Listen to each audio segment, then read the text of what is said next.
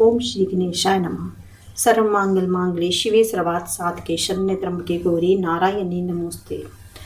दुर्दम के पुत्र मनु के बनने की कथा।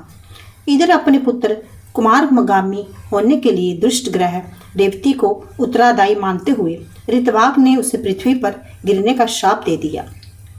कमुदोचाल पर स्थित एक वृक्ष पे गिरे रेवती नक्षत्र से एक रूपवती कन्या ने जन्म लिया और उस कन्या को अपने आश्रम में लाकर ऋतवाक ने उसका पुत्री के समान पालन पोषण किया। लड़की के युक्ति होने पर ऋषि को उसके लिए उपयुक्त वर की चिंता हुई तो उसने अग्निदेव को उपासना की। अग्निदेव ने प्रकट होकर बताया कि बलवान तथा तेजस्वी राजा दुर्दम इस कन्या का वर्ण करेंगे। कुछ दिनों में आखेड़ को निकला। कालंदी तथा प्रियव्रत का पुत्र राजा दुर्दम ऋतवाक मुनि के आश्रम में आ पहुंचा।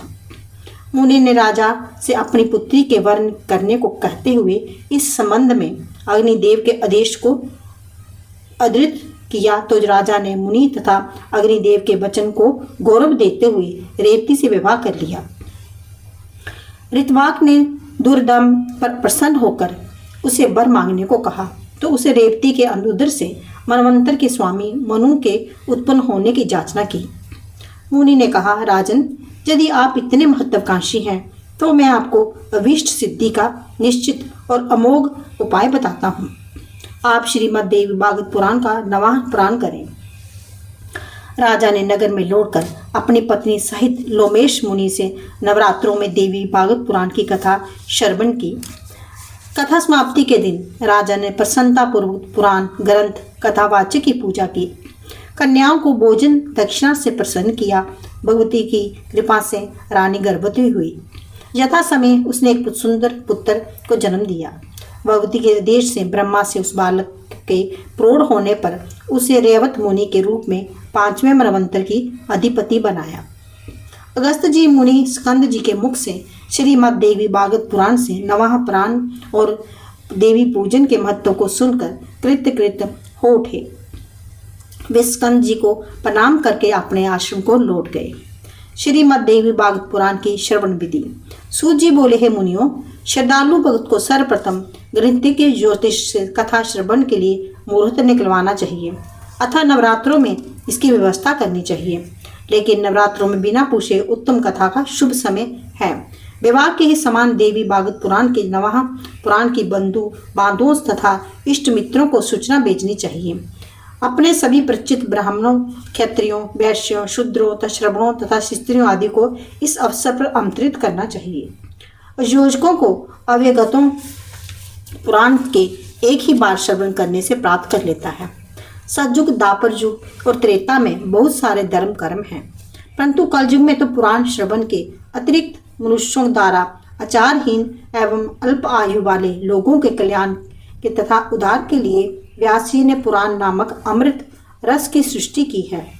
यहाँ ये भी उल्लेखनीय है कि अमृत पीने से केवल पीने वाला व्यक्ति ही अजर अमर होता है, परंतु देवी भागवत पुराण के कथा रूपी अमृत से सेवन से व्यक्ति के कुल का उद्धार हो जाता है। श्रीमद् देवी भागवत पुराण का श्रवण के लिए महीनों अथवा दिनों का कोई प्रबंध नहीं है। इस पुराण को पठन श्रवण तो प्रत्येक दिन और प्रत्येक मास में फलदायक है। अश्विनी, चैत्र, मार्गशीर्ष तथा आहार मासों और दोनों नवरात्रों में इस पुराण का श्रवण पठन विशेष पुण्यप्रद है। वास्तव में ये पुराण 9वां पुराण यज्ञ है जो सभी पुण्य कर्मों से अधिक तथा निश्चित फल देने वाला है।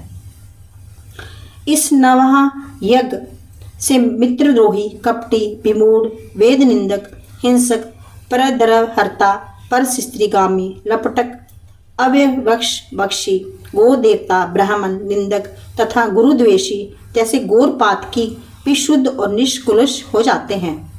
अत्यंत उग्र व्रतों, तीर्थों, जात्रों, बृहत यज्ञों तथा जपों से वे फल प्राप्त नहीं होता जो देवी भागवत पुराण से 9वां पुराण से प्राप्त होता है। 9वां पुराण रूपी देवी यज्ञ के समान गंगा, गया, काशी, नैमिषारण्य, मथुरा, पुष्कर और बद्रीनाथ के सेवन से तत्काल फल कहीं किसी भी प्रकार नहीं मिलता। देवी भागवत पुराण के अर्चन पूजन की महिमा को बताते हुए सूत जी बोले, अश्विनी मास के शुक्ल पक्ष को अष्टमी का स्वर्ण सिंहासन पर श्रीमद् देवी भागवत पुराण को स्थापित करके ब्राह्मण को देने वाला देवी के परम पद को प्राप्त कर लेता है। इस पुराण के एक अथवा आधे श्लोक को प्रतिदिन नियम पूर्वक पाठ करने वाला भगवती के पिता को पा लेता है।